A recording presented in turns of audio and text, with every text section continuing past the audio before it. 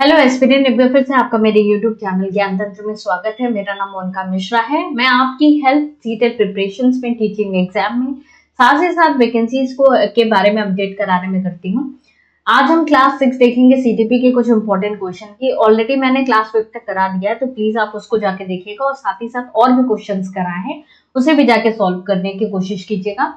Next अगर हम बात करें, हमारा एग्जाम आने वाला है, उसी को ध्यान में रखते हुए हम ज्यादा से ज्यादा क्वेश्चन करने की कोशिश करेंगे और विदाउट वेस्टिंग टाइम हम क्वेश्चंस को देखेंगे। बट एक फाइनल रिक्वेस्ट है कि प्लीज मेरे चैनल को सब्सक्राइब कीजिए, मुझे मोटिवेट कीजिए कि ज्यादा से ज्यादा क्वेश्चन लेके आ पाऊं। तो चलिए हम सबसे पहला क्वेश्चन देखते हैं। If a previously learned task impedes a new task which is being learned, this transfer of learning will be। अब हम लोग ने ट्रांसफर ऑफ लर्निंग 3 टाइप की पढ़ी है, पॉजिटिव, नेगेटिव, जीरो। ठीक, इसमें बायलेटरल, आपका हॉरिजेंटल, वर्टिकल, वो चीज की बात नहीं कर रहे। जो मेन टाइप की आपकी है पॉजिटिव, नेगेटिव, जीरो। ठीक, अब इसमें ये कह रहा है जो हमारी प्रीवियस नॉलेज है वो कहीं ना कहीं डिफिकल्ट अराइज कर रही है नई नॉलेज को एक्वायर करने में, तो इस तरीके की लर्निंग क्या कहलाएगी? तो इस तरीके की लर्निंग क्या कहलाएगी? निगेटिव ट्रांसफर कहलाएगा। क्यों? क्योंकि कहीं ना कहीं हम नॉलेज को एक्वायर करने में वो एक डिफिकल्टी अराइज कर रही है। तो सेकेंड आंसर आपका सही रहेगा। नेक्स्ट क्वेश्चन देखिए, the nature of emotion is correctly depicts in which of the following statement. तो नेचर ऑफ इमोशन आपको बताना है कि कौन से स्टेटमेंट में डिपिक्ट कर रहा है। अब इमोशंस क्या होता है, आप इस तरीके समझो, इमोशंस क्या होता है? एक मेंटल स्टेट होती है, चाहे किसी भी व्यक्ति की एक मेंटल स्टेट होती है जहाँ पे फियर, एंगर, लव, ठीक, ये सारे आप कह सकते हो कि ये सारे सिचुएशन आपको देखने को मिल सकती है। ठीक, और अगर हम बात करें इमोशंस की, तो इमोशंस कहीं ना कहीं फीलिंग, मतलब अकम्पेन्ड बाय फीलिंग होता है। इमोशंस कहीं ना कहीं फॉलोड बाय फीलिंग होता है, और हर एक इमोशनल स्टेट से एक अलग अलग फीलिंग अराइज होती है। तो ऑप्शंस देख लीजिए। सम इमोशन हैज बिहेवियरल एस्पेक्ट, कुछ इमोशंस बिहेवियरल एस्पेक्ट रहता है। भाई बिहेवियर से ही तो दिखती हैं चीजें। ठीक, जैसे अगर आप गुस्से में हो तो आप तोड़ फोड़ कर रहे हो, वो कहीं ना कहीं आपके बिहेवियर में चीजें दिखती हैं। नेक्स्ट देखिए, emotions are permanent state of organism. Emotion क्या है? एक हर एक व्यक्ति के अंदर इमोशनल ये परमानेंट स्टेट होती है, ये प्रेजेंट होता है। या emotional expressions can not be modified by learning, मतलब इमोशनल एक्सप्रेशन कौन जो चीजें हैं वो लर्निंग से मॉडिफाई नहीं की जा सकती। जैसे कि अगर हम एग्जांपल दें, पहले हम बहुत ज्यादा गुस्सा करते थे, फिर धीरे धीरे धीरे धीरे चीजों को सीखते हुए अब हमारा गुस्सा कम हो गया। ठीक, इस तरीके से आप ये कह सकते हो कि ये स्टेटमेंट गलत है। Then every emotion is accompanied by a feeling. अब मैंने अभी आप लोग को ये बताया था, आपको करेक्टली बताना है कि कौन सा नेचर ऑफ इमोशन डिपिक्ट करता है। तो जो नेचर ऑफ इमोशन डिपिक्ट करता है कि जो हर इमोशन रहता है वो आप कहीं ना कहीं उस इमोशन में क्या होती है? फीलिंग होती है। उस साथ साथ एक इमोशन के साथ एक इमोशन, एक फीलिंग जुड़ी हुई होती है। ठीक, तो हर एक फीलिंग, जो हर एक इमोशनल स्टेट फीलिंग को अराइज करता है, और हर एक फीलिंग के अंदर एक इमोशन जुड़ा हुआ होता है। तो आप एक तरीके से ये कह सकते हो कि ये हमारा क्या है? राइट आंसर है। 4 will be right answer. Next question देखिए, which of the following parenting style is most effective development of children's social competence। अब पेरेंटिंग स्टाइल हमको बतानी है। पेरेंटिंग स्टाइल में देखिए, पहला है ऑथोरिटेरियन। अब ऑथोरिटेरियन ये कहता है कि बच्चों को फ्रीडम नहीं देना है। ठीक है, बच्चों पे अपने डिसीजंस को क्या? थोपना है। ठीक, नेग्लेक्ट, बच्चों के डिसीजन को आपको नेग्लेक्ट करना है। देन ऑथोरिटेटिव, ऑथोरिटेटिव में क्या होता है? यहाँ पे बच्चों के डिसीजन मेकिंग, मतलब बच्चों को क्या करना है? डिसीजन मेकिंग में पार्टिसिपेट कराना है, बच्चों को फ्रीडम देनी है, वो जो चीज करना चाहते हैं। मतलब इन शॉर्ट जो अच्छा आप कह सकते हो कि मेथड है वो आपका क्या है? ऑथोरिटेटिव है। तो राइट आंसर क्या हो जाएगा आपका? थर्ड। नेक्स्ट क्वेश्चन देखिए, brainstorming model of teaching is used to improve which of the following. अब ब्रेनस्टॉर्मिंग क्या है? हमने बच्चों को क्या दिया?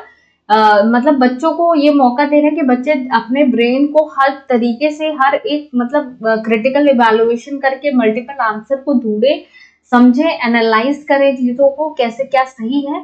ठीक, तो वो जो हमारा ब्रेनस्टॉर्मिंग मॉडल ऑफ टीचिंग है, ये किस चीज के लिए इम्प्रूव मतलब यूज होता है? अंडरस्टैंडिंग के लिए, प्रॉब्लम सॉल्व करने के लिए, क्रिएटिविटी के लिए, एप्लीकेशन के लिए। तो बेटा ब्रेनस्टॉर्मिंग हमेशा क्रिएटिविटी के लिए यूज होता है, मतलब इम्प्रूव करता है हम जितना क्रिटिकल इवैल्यूएशन करेंगे, जितना हम सोचेंगे, जितना हम प्रॉब्लम सॉल्व करेंगे डिफरेंट डिफरेंट तरीके से, उतना उतना क्रिएटिव तरीका निकल के आएगा। तो कहीं ना कहीं ये हमारा क्रिएटिविटी को इम्प्रूव करने में हेल्प करता है। तो राइट आंसर क्या हो जाएगा? थर्ड हो जाएगा। नेक्स्ट क्वेश्चन देखिए, originality, flexibility and flow are the component of which of the following. अब ओरिजिनलिटी, फ्लेक्सिबिलिटी, फ्लो किसका कंपोनेंट है आपको बताना है। इंटेलिजेंस का, मोटिवेशन का, पर्सनालिटी का, या क्रिएटिविटी का। तो अब पर्सनालिटी, मोटिवेशन, इंटेलिजेंस बेटा नहीं होगा, ये क्या होगा? क्रिएटिविटी होगा। आप इसके कंपोनेंट जान लीजिए। सबसे पहला ओरिजिनलिटी हो जाएगा, दूसरा फ्लेक्सिबिलिटी हो जाएगा, तीसरा आपका क्या हो जाएगा? फ्लुएंसी हो जाएगा, जिसे हम फ्लो कह रहे हैं। ठीक, फ्लुएंसी हो जाएगा। देन आपका क्या हो जाएगा? इलेबोरेशन हो जाएगा। ठीक, अब इलेबोरेशन में क्या है, कोई भी चीज अगर क्रिएटिव बच्चा है तो किसी सिंपल चीज को वो कितना इलेबोरेट कर रहा है, कितना डिस्कस कर रहा है, कितना उसके बारे में सोच रहा है, कितने तरीकों से सोच रहा है, वो सारा क्या है? इलेबोरेशन में आ जाएगा। फ्लुएंसी क्या है? क्या स्मूथ फ्लो, क्या यूनिकनेस है। फ्लेक्सिबिलिटी क्या है? कि large amount of variety of ideas को प्रोड्यूस करना। ठीक, एक सिंगल एक स्ट्रक्ट बना रहे ना, लार्ज वैरायटी ऑफ आइडियाज को प्रोड्यूस करना। ओरिजिनलिटी मतलब ऐसी चीज को प्रोड्यूस करना जो कि बट नॉट ऑब्वियस हो, मतलब कि वो अपने में क्या हो? यूनिक हो, उस चीज को क्या करना? प्रोड्यूस करना। तो ये आपका क्या हो जाएगा? ये चार आपके क्या हो जाते हैं? ये चार आपके कंपोनेंट कौन किसके हैं? क्रिएटिविटी के। तो राइट आंसर क्या हो जाएगा? 4 हो जाएगा। नेक्स्ट क्वेश्चन देखिए, which of the following is a primary law of physical development. इनमें से कौन सा primary law of physical development है? तो याद रखिएगा, क्वेश्चन पूछ रहा है फिजिकल डेवलपमेंट के बारे में, ना कि मेंटल, ना कि इंटेलेक्चुअल। ठीक, तो इन सब के बारे में नहीं पूछ रहा, ना कि इमोशनल, आपके फिजिकल डेवलपमेंट के बारे में पूछ रहा है। तो देखिए, सबसे पहले law of difference from mental development. Mental अगर दिमाग की बात आ गई, कॉग्निटिव डेवलपमेंट है, तो ये नहीं होगा। Law of relation from imagination and emotional development, emotional development नहीं होगा। लॉ ऑफ रैपिड ग्रोथ, अब बेटा ग्रोथ क्या है आपका? क्या डिनोट करता है? फिजिकल डेवलपमेंट डिनोट करता है। यहाँ पे क्वांटिटी, स्टार्टिंग में आप लोग को पढ़ाया था कि क्वांटिटेटिव चेंज की बात होती है तो वो हमारा क्या आ जाता है? ग्रोथ में आ जाता है। ग्रोथ डेवलपमेंट का पार्ट है, लेकिन डेवलपमेंट नहीं। आप ये नहीं कह सकते पूरा पूरा डेवलपमेंट, वो ग्रोथ क्या है? डेवलपमेंट का पार्ट है। ठीक, तो राइट आंसर क्या हो जाएगा? लॉ ऑफ इरेगुलर डेवलपमेंट नहीं होगा। ठीक, तो ये आपका क्या हो जाएगा? Law of rapid growth. ये आपका रिलेटेड किससे हो जाएगा? Primary law of physical development. Next question देखिए, development results a new characteristic and new abilities, this statement is given by. अब डेवलपमेंट क्या रिजल्ट करता है? न्यू कैरेक्टरिस्टिक को, न्यू एबिलिटीज को। ये स्टेटमेंट किसने दिया था? आपका हरलॉक साहब ने दिया था। तो इस चीज को याद रखिएगा, हरलॉक साहब ने क्या कहा था? डेवलपमेंट नई कैरेक्टरिस्टिक, नई एबिलिटी को मतलब इनका रिजल्ट होता है। तो Hurlock will be right answer. Next question देखिए, IQ level of average intelligence between. अब एवरेज इंटेलिजेंस का आपको आईक्यू लेवल बताना है, तो आपको बेटा हर एक लेवल पे क्या इंटेलिजेंस है, क्या रेंज होगी इंटेलिजेंस की, आप लोग को पता होना चाहिए। तो 70 से 79 वाली जो रेंज होती है वो आपकी क्या होती है? डल वाली रेंज होती है। ठीक, यहाँ पे बच्चा क्या होता है? एकदम ही कह सकते हो कि इनको लर्निंग डिसेबिलिटी या दिक्कत बहुत ज्यादा होती है। देन 110 टू 114 की अगर हम बात करें तो अबव एवरेज होते हैं। ठीक, अबव एवरेज होते हैं। नेक्स्ट अगर हम 90 टू 109 की बात करें तो ये आपका क्या हो जाएंगे? ये एवरेज में आ जाएंगे। ये बच्चे क्या हो जाएंगे? एवरेज में आ जाएंगे। और 80 टू 89 में क्या हो जाएगा? आपका बिलो एवरेज आ जाएगा। तो इस चीज को याद रखिएगा। अच्छा, जो गिफ्टेड और मतलब आप कह सकते हो जीनियस चाइल्ड होते हैं, उनका आईक्यू लेवल क्या होता है? 140 प्लस होता है, अब 140 होगा। तो इस चीज रेंज को याद रखिएगा। 70 से नीचे वाले आपके किस में आ जाएंगे? डल में आ जाएंगे, 70 से 79।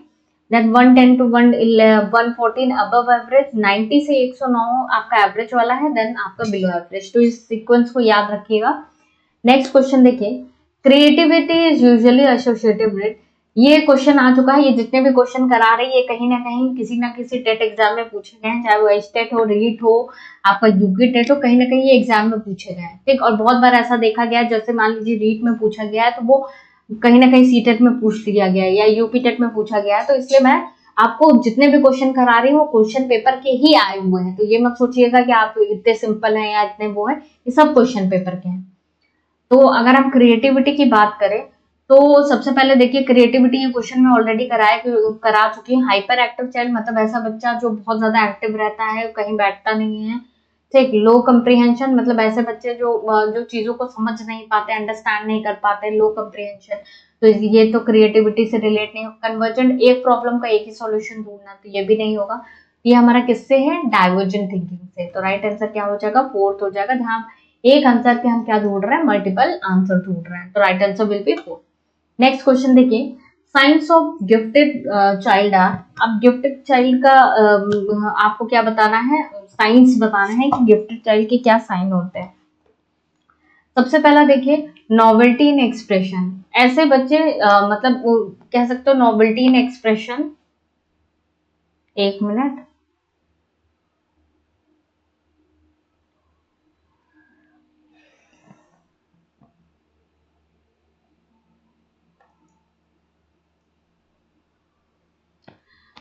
तो बेटा नेक्स्ट क्वेश्चन देखिए, signs of gifted child are. अब गिफ्टेड चाइल्ड का IQ लेवल क्या था? 140 प्लस था। जीनियस बच्चों का, ठीक।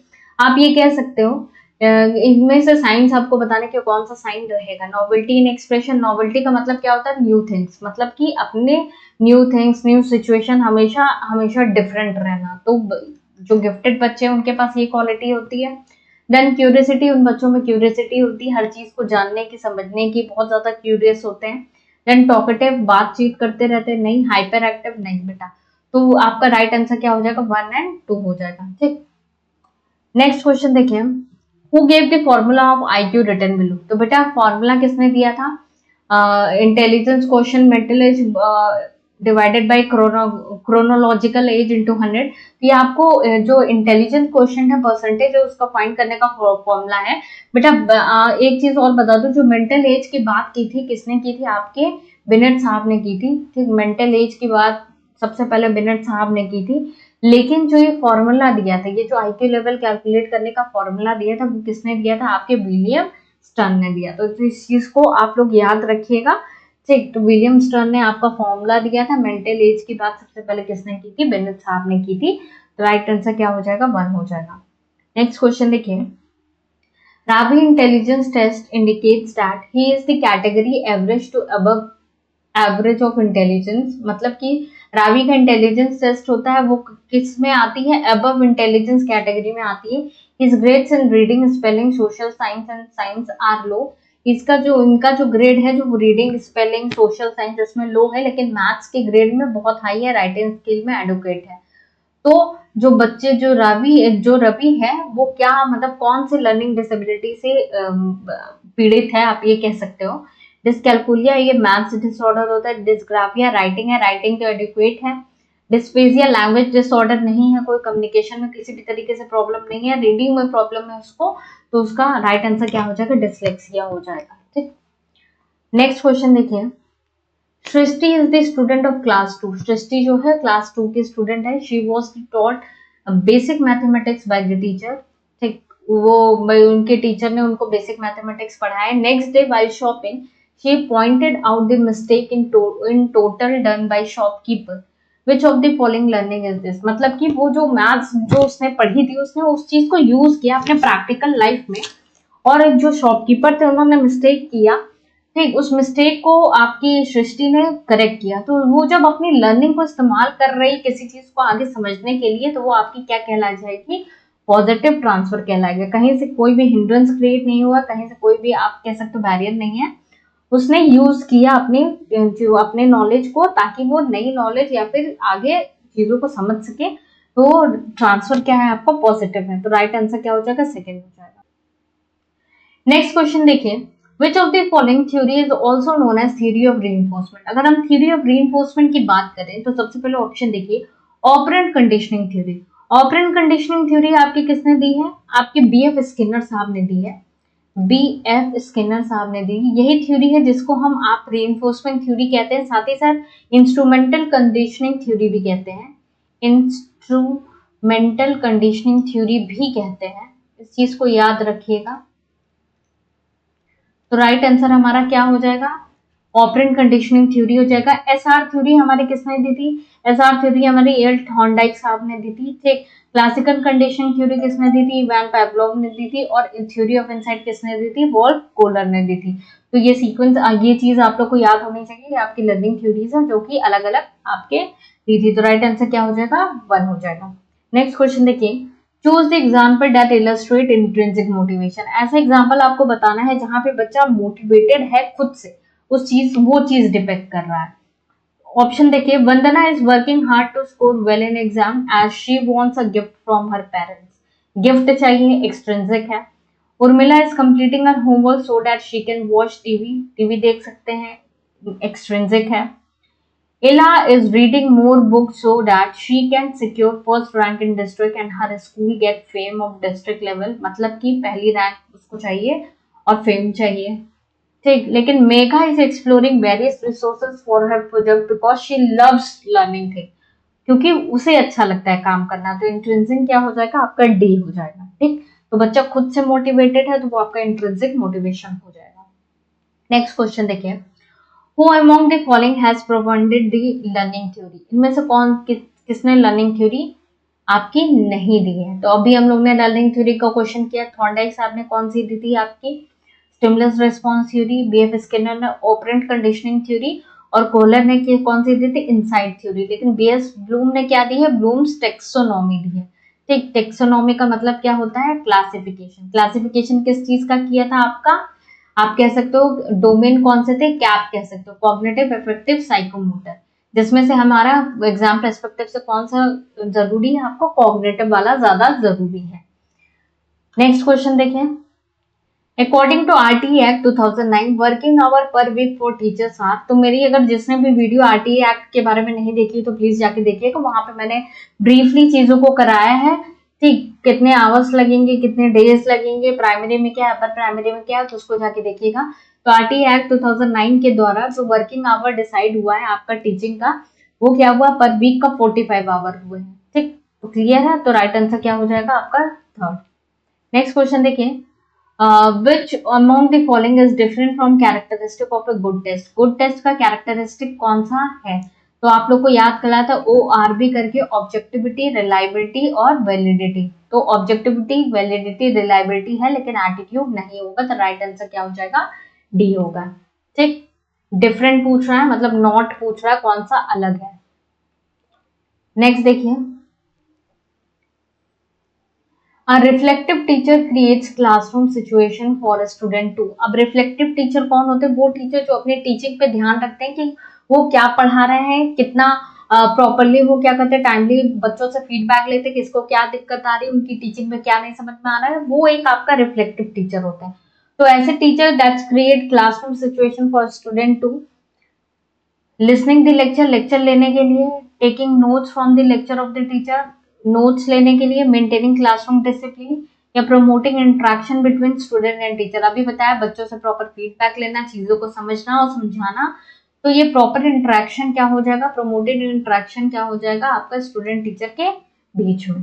राइट आंसर आपका डी हो जाएगा। नेक्स्ट क्वेश्चन देखिए, according to NCF 2005 the role of teacher has to be. मैंने आपका एनसीएफ 2005 भी कराया हुआ है, तो उसको भी जाके देखिएगा।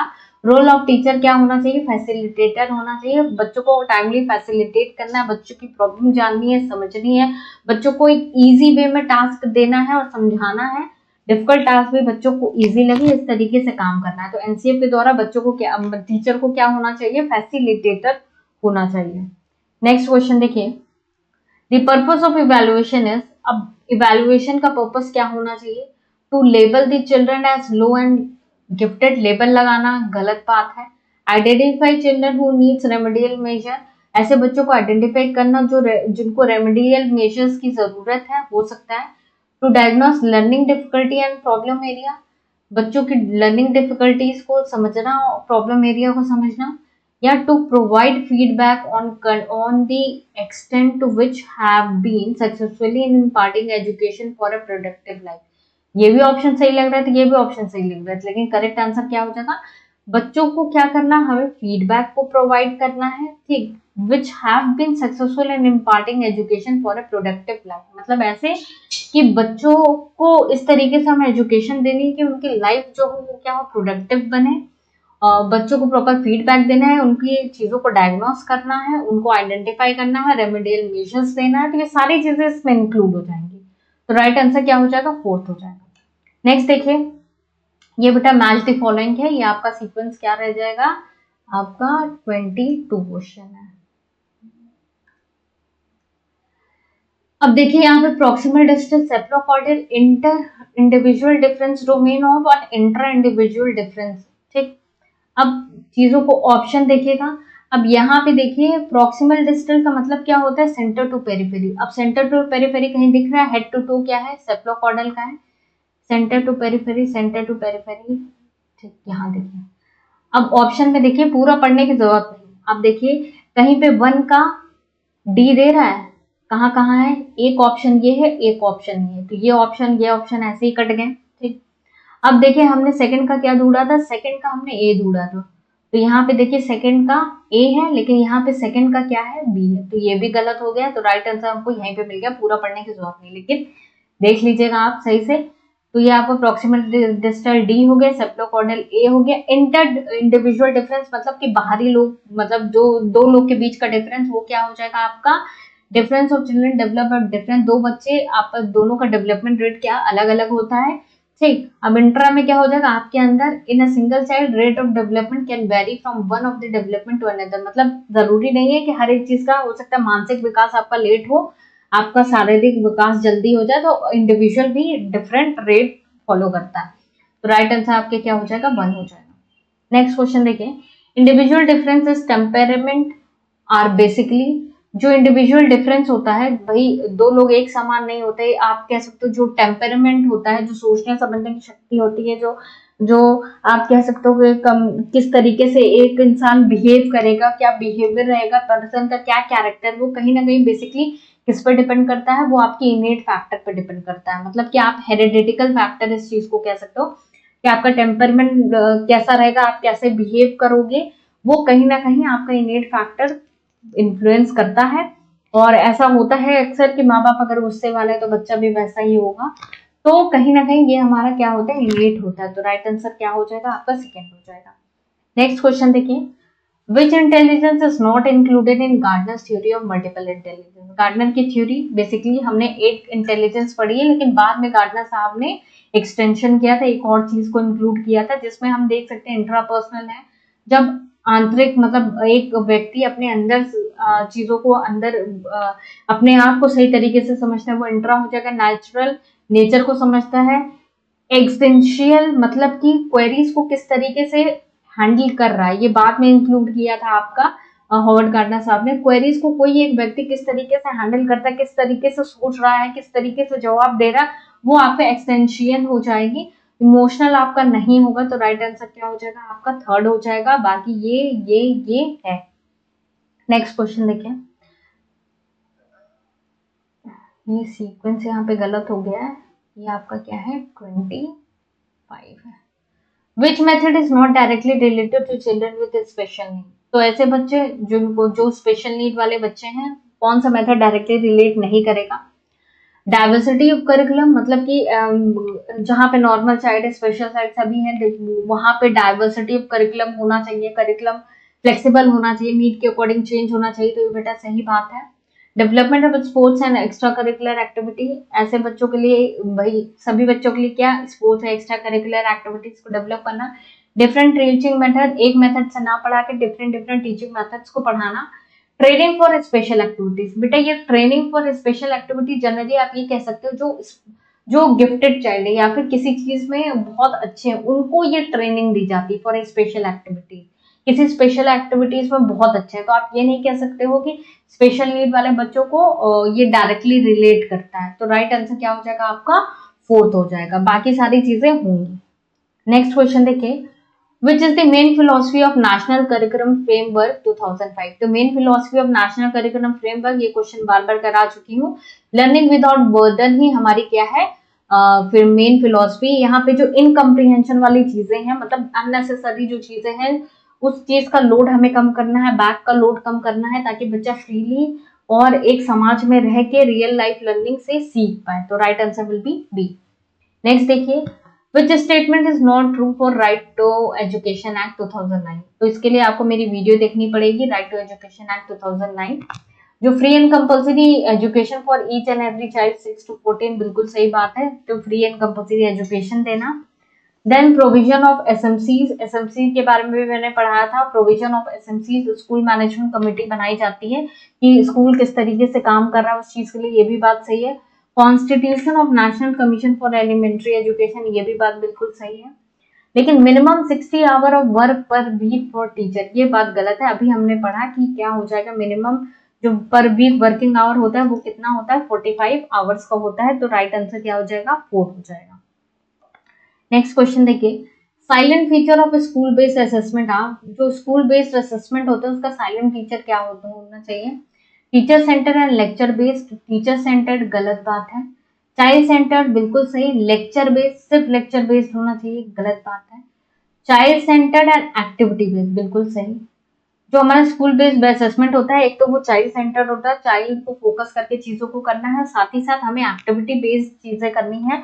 एक्टिविटी से बच्चों को ज्यादा से ज्यादा सिखाना है। तो राइट आंसर क्या हो जाएगा, 3rd हो जाएगा। नेक्स्ट क्वेश्चन देखिए, in which stage of development individual more beyond concrete experience and think in abstract and more logical way. कौन से ऐसे डेवलपमेंट, मतलब कौन सा ऐसा स्टेज ऑफ डेवलपमेंट है जो कि पियाजे के द्वारा दिया गया, जहां बच्चा ज्यादा से ज्यादा, मतलब जो कॉन्क्रीट एक्सपीरियंस है, मतलब जो बच्चा ठोस चीजों को देख के जो चीज दिख रही है उसके द्वारा समझने से परे हो जाता है और वो एब्स्ट्रैक्ट थिंकिंग रखता है। मतलब वो चीज अगर सामने प्रेजेंट भी नहीं होगी तब भी बच्चा वो चीज के बारे में सोच सकता है। तो आपका क्या हो जाएगा, सेंसरी मोटर, ये तो पहली लेवल है, बच्चा क्या होता है सेंसेस से सीखता नहीं होगा। प्री ऑपरेशनल आपकी दूसरी लेवल है, जहां पे बच्चा आप कह सकते हो लॉजिकली नहीं सोचता है, सिंबल से चीजें सीखना शुरू कर देते हैं। कॉन्क्रीट में बच्चे के अंदर लॉजिकल थिंकिंग आ जाती है, कंजर्वेशन आ जाता है, ट्रांसक्रिप्शन आ जाता है, देन क्लासिफिकेशन आ जाता है, सीडिएशन आ जाता है, ये सारी चीजें आपका कॉन्क्रीट में आ जाती है। लेकिन फॉर्मल में क्या होता है, आपका डिडक्टिव रीजनिंग और हाइपोथेटिकल थिंकिंग बच्चे के अंदर आ जाती है, और बच्चा एब्स्ट्रैक्ट थिंकिंग, मतलब लॉजिकल वे में सोचता है, एब्स्ट्रैक्ट थिंक बच्चे के अंदर डेवलप हो जाती है। तो राइट आंसर क्या हो जाएगा। नेक्स्ट क्वेश्चन देखिए, which of the following is not true about the socio culture theory of Vygotsky. Vygotsky की थ्योरी के बारे में स्टेटमेंट दी है, इनमें से कौन सा सही नहीं है वो बताना है।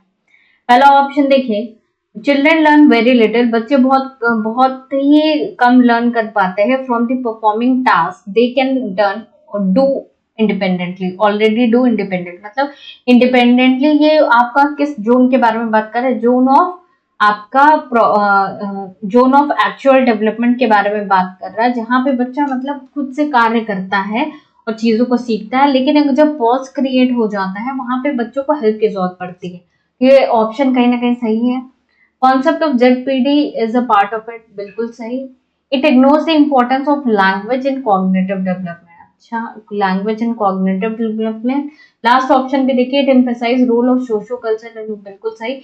आपको मैंने अच्छी तरीके से याद होगा, 3 आपको ट्राइंगल बताया था, मतलब ट्राइंगल बताया था, इनके 3 कोड के बारे में बताया था मैंने।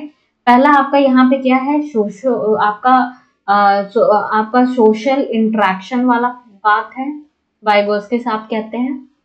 दूसरा क्या था यहाँ पे, आपका कल्चर वाली बात, वाइगोस्की साहब कहते हैं कि यहाँ कल्चर।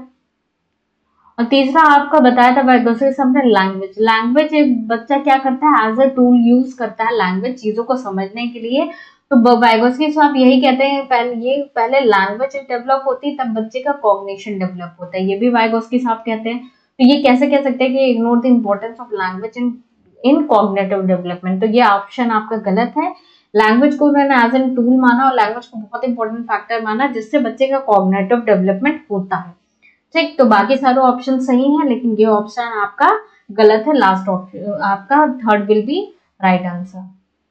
तो बेटा ये रहे आज के आपके 30 क्वेश्चन। होपफुली आपको ये वीडियो समझ में आई होगी।